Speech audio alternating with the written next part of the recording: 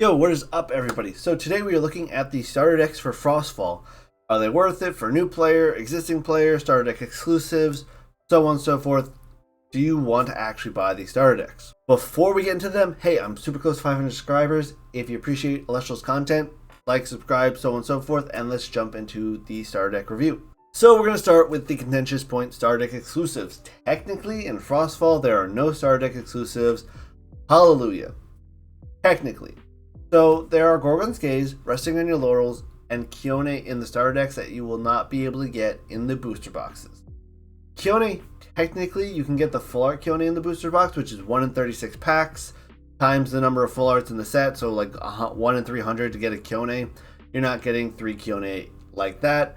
And then we have Gorgon's Gaze and Resting on Your Laurels from the Fire and Wind base set starter decks respectively, coming back in these starter decks, which is a nice pickup, but again, they are not in any boosters, so technically still starter deck exclusive, but they're a little bit more common to find nowadays, and you might be able to pick them up in Shadow Stars as well. So again, technically no more starter deck exclusives, but Kione, Gorgon's Gaze, Resting on Your Laurels are all pretty relevant cards that you will be able to get them way easier in the starter decks, especially Kione. Kione is already out in Shadow Stars as of this video. You can get copies of Kione through Shadow Stars. A lot easier than booster boxes. So if you have Shadow Stars 3, you already have Gorgon's Gazes and Resting on Your Laurels, you don't need to get the starter decks. You can just pick everything up from the booster box generally. But you still might want to pick up the starter decks. So let's just jump into the starter decks, go over what they're about, and then kind of see if you really want to pick them up as an existing player, as a new player. Starting with Cryoscorch. Cryoscorch is a bit of an aggressive deck, a bit of an attack-focused deck that wants to kind of win battles, and then end it off with a giant kind of Cryoscorch eruption turn. What are we doing with this deck? We're playing Cryoling, or getting to Cryoverm, we're playing Cryoscorch, burning for 5. YOLO is the name of the deck. It's pretty aggressive. You have Frigid Cup as an aggressive option to get extra spirits on the board to hit directly for more damage, or there's no hard removal in this deck. So if you really want to do damage with Frigid Cup to your opponent, you're gonna have to beat over your opponent's deck's defenses to hit them with anything, basically. We have Chillatl to help you kind of lock down back row, so you can actually attack over into things. Frostmite, Polaracne, Warmite will help you kind of finagle and win more battles, where you can reduce stats on defensive Elestrals, attack position Elestrals, etc., to just kind of hopefully get your smaller things over. Nice little includes there. Honestly, it's a little bit of a stat reduction toolbox. Comagma is a nice little consistency card. It's aggressive-ish in fire. It's got good attack stat. Helps you get cards from your deck into your hand. Cycle what you don't need out. That's nice include. Necroth is an aggressive staple. And then we have some nice searchers. We have Narpoon to search our frost cards, and Smeltuga to search our fire cards. Smeltuga into Necroth is a pretty common staple. However, there's no Galaxy for Smeltuga, so he's just a little defensive searcher. The deck's very aggressive in the Celestial package. In the Rune package, it's also pretty aggressively themed. There's not a ton of protection here, but we have Drops of Lead, so we can shuffle away our Polaracnes, our Cryoscorches, Cryoverms that we don't need. Ambrosia is always relevant. Circle of Sky, probably not relevant in this deck because it's never really relevant in anything. And then Kione, as I mentioned, you get 2 copies base set here, which if you don't have Shadow Stars and you don't want to pull a bunch of full art Kiones, it's a great pickup to get 2 of those right here. You also get 2 in the Emperor Watt starter deck, so if you happen to buy 1 of each, you'll end up with 4 Kiones, and that's all you're ever going to need. Mounds of Boreas is a decent include. Stadiums are always in these starter decks. They're useful to pump stats, especially with Cryoling, so that's pretty relevant and synergistic in this deck. Scepter Kione makes almost no sense in this deck. We have very few Frost Elestrals to use it on, so we will special cast a 1-cost Frost Elestral when you win a battle with the empowered card. So it's Cryoling, Frigid Cup, Chillatl, Frostmite that have to be in your hand to actually be usable with Scepter. Weird include, alright, it's there. And then we get to some of the good stuff. Eruption, always relevant in an aggressive burn deck. Gorgon's Gaze, Chains of Prometheus are very nice tools for counter meta. Gorgon's Gaze is the best card in the game. You get 2 of them in the starter deck. That's awesome. Chains of Prometheus will likely be also extremely relevant in the meta because of how heavy counter runes are played. It will help you kind of cement those attacks with your Elestrals, especially with an attack-focused deck, being able to play Chains against your opponent's Tsunamis, Gorgons, Shields, etc. Also a nice pickup at 1 of. It's normally a holo rare, at least you get one here. And a couple Tsunamis, a little random, but Tsunami is a great defensive tool, so it's nice to see at least some kind of defensive tool in the super aggressive deck that has no hard removal in it, except maybe Polar Acne sometimes. The deck is aggressive, it needs to keep attacking, it has no removal, so I don't think it's a super great starter deck. However, if you're an existing player and you need Kione, extra Gorgon Gazes, and change Prometheus, this is a solid pickup because again, you also get 3 packs with it, so you're basically paying $12 for the deck and $13 for 3 packs. Not a bad deal as an existing player. As a new player, I think this deck is the better pickup over Amperawatt, because if you're trying to play a Cryoscorch, you're trying to play an aggressive deck, this gives you tons of tools as a player who wants to play something a bit more aggressive to just play the game in general and upgrade into many other decks more consistently.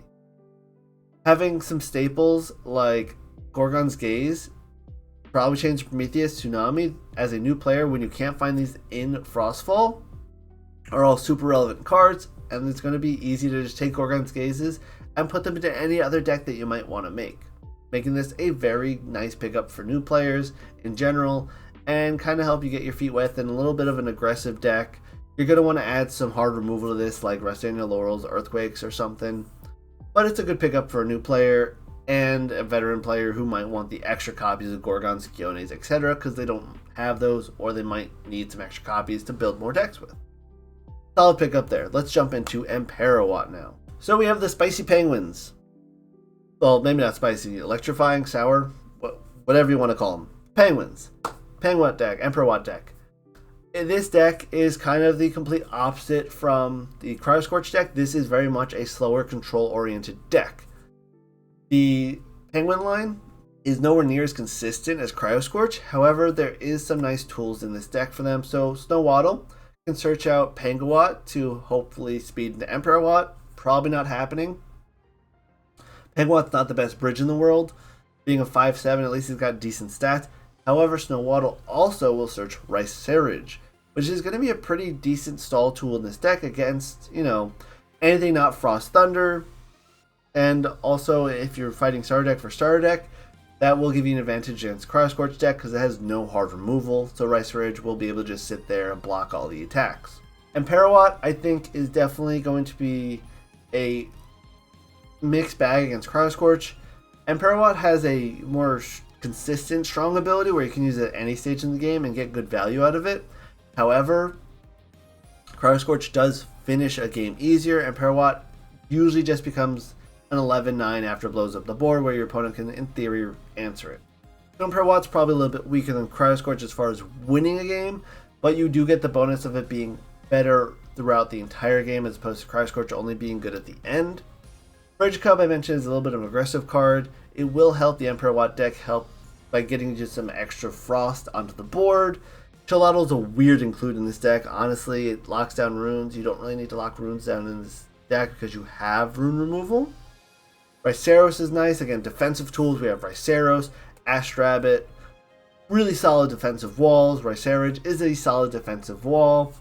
You have hard removal and Boombat. Resting on Your Laurels is also in the deck. We'll get into in a second. Elechick is a staple for searching Divine Runes. Almost every deck that needs a Divine Rune runs at least a couple Elechick, so it's nice to get those pickups. Trollit's your only aggressive body in this deck outside of maybe Frigid Cup plus Stadium. The Torlit is kind of your weird pseudo finisher. Pica's at a 1-of because we're playing Wind, sure. Pica's always nice. Then we get Nectar Gods, Ambrosia, Resting on Your Laurels. 3 awesome staples. Nectar Gods maybe not so much, but Resting on Your Laurels is really good removal. I think it's a little bit weird of an include in this deck, being that you're trying to get Kione and Amperawatt into play, so you're trying to get lots of spirits so you can nuke your board with Amperawatt. But it's good in the early game, especially if your opponent plays their own Kione. And then Scepter Kione makes even less sense in this deck because there's even less 1-cost Frost Elestrals to play with it. This is definitely much more of a focus on Thunder as a starter deck. Even though it says it's Frost Thunder, it's basically a Thunder Frost deck. The Thunder is more relevant, in my opinion. Venom Boreas helpful. Again, we're more of a thunder focused deck. I would have liked to see like Zeus here and Mount Olympus, given how much thunder is in the deck compared to the frost. I digress. Thunderstorm is good back row removal. Make sure you hopefully knock out the important cards, but you're not really attacking a ton of this deck, so you don't really need to knock them out as often. It's a toss-up. Tornado, it's an alright include. Divine Blessing, that's a fun include. Stop Invoke Runes, pretty relevant, or probably will be relevant eventually, being that we're getting, we have Earthquake, there's more Ambrosias in the game. Or stops eruptions, but only really saves you 1 damage on eruptions. You probably don't want to use an eruption, but it might be more relevant in the future. Chains was definitely a better pickup in the Cryoscorch deck. Shield of Achilles, solid card. That's the deck, right? So it's a very defensive deck. Is it worth a pickup as an existing player? And I really think if you're an existing Elestrals player, this is a very hard pass on the deck. I don't think this deck has enough value for existing players to be relevant. You get Yone and Resting on Your Laurels. A lot of people can also just play Earthquake. Resting on Your Laurels is nowhere near as ubiquitous as Gorgon's Gaze. The extra shields are nice, and Divine Blessing I don't think will be meta relevant for the time being. If we get more invokes in the game, it would be. It's just not near as good as Chains of Prometheus or Gorgons to justify as an existing player to pick up this deck. This deck is also riddled with a ton of base set cards. In fact, there are more base set cards in this deck than there are FrostFall cards in this deck. So unless you really need extra copies of Ash Rabbit, Boombat, Elichick, etc., existing players do not need this deck. However, a new player that wants to play Thunder or Thunder Frost or Emperor Watt, this is an amazing pickup just to pick up tons of consistent staples for Thunder decks, for Divine decks, etc. Ash Rabbit is one of the best cards in the game. Elichick is an amazing searcher for Divine Runes. Ryceris is a decent pickup. Sorlet is a pretty staple attacker. Nectar Gods, Ambrosias, everyone needs those. Shield of Achilles is 3 of in every deck, so getting 2 of those is awesome. Resting on Your Laurels is nice, cheap, efficient removal for new players to get when they don't have access to Earthquake if they're not picking up base set. And Kione, obviously we spoke about Kione at length, always a decent pickup to get the Divine Runes. So for a new player with no base set cards, getting one of these is going to be a very, very solid pickup just for all these consistent staple cards that are run in many, many decks. Again, Ash Rabbit, basically run in every deck. Elichick, run in every deck that wants a Divine Rune in play. Sorlet's run in a ton of decks that run any amount of wind, you run Sorlet in it. Again, picking up Ambrosias and Shields are always relevant when those aren't going to be in base set. Being able to, or rather in FrostFall set, booster box, being able to pick those up here is going to be very relevant for new players so they have access to those cards without going back sets. That's pretty awesome. And Resting on Your Laurels again, efficient, cheap removal. So I wouldn't, as an existing player, need or want to pick this up because again, it's mostly base set. I'm going to have access to these cards already. I have like 40 Ash Rabbit in my closet. But for new players who don't have 40 Ash Rabbits in their closet, want to play Thunder or want to play Frost Thunder, this is a great pickup for you. And it's a defensive deck. Now, is Amperawatt or Cryoscorch the better deck? And the answer there is, if you're looking to verse them against each other, the Cryoscorch deck is probably better in the sense of aggressive decks in very limited formats. Usually you're pretty good. And you have this giant finisher that you can just kind of always activate because your opponent can't negate or suppress Cryoscorch. So once you get it out, you can just blow up your opponent's board and do a bunch of damage. However, Amperawatt also is pretty awesome. It's a more defensive deck that has not a ton of ways to finish things. So, and again, in the starter deck for starter deck, I expect Cryoscorch to eke out a little bit ahead, but at least there's hard removal in the Amperawatt deck, so you have Boombats and stuff to kind of efficiently remove things, and then try to attack over things with Sorlet, Ricera Ridge, etc. for damage. I think they're probably about equal, but Cryoscorch probably has a little bit of an edge over the Amperawatt deck just because it's aggressive, lots of aggressive attackers. It's going to basically just hit the board and just keep attacking, whereas the Amperawatt deck has a lot more setup to win the game in order to do well.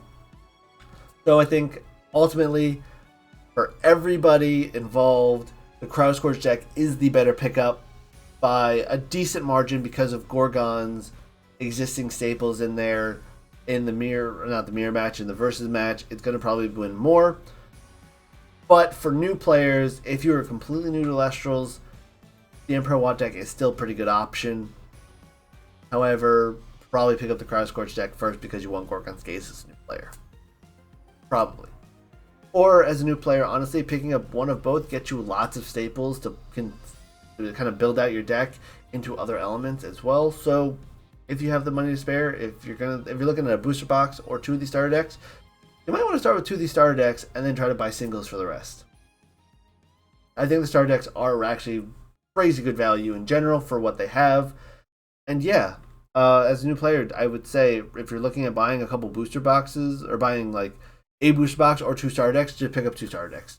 They're good. They have solid staples in them. You get some packs with them as well, and then try to find staples from base set through the secondary market. They're all pretty decently relevant and affordable and accessible. So yeah, that is the end of this video. I want to talk about the starter decks. I talked about the starter decks. That's where we're here. Again, if you want to like, subscribe to help me out, get to 500, that'd be awesome. Otherwise, I'll see you guys in the next one. Peace.